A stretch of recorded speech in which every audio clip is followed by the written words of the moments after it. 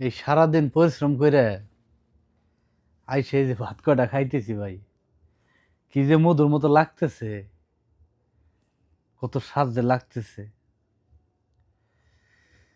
প্রবাসের মাটিতে এই শান্তিটা পাওয়া যায় না।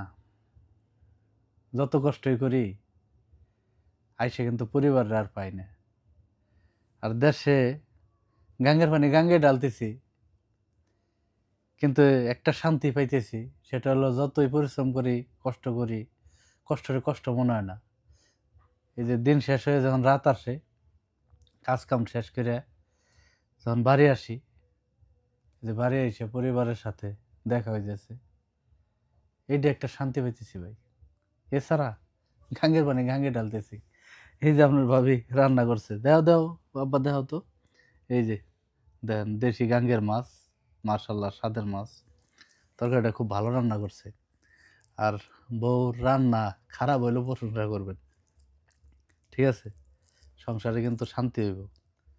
বিসমিল্লাহ।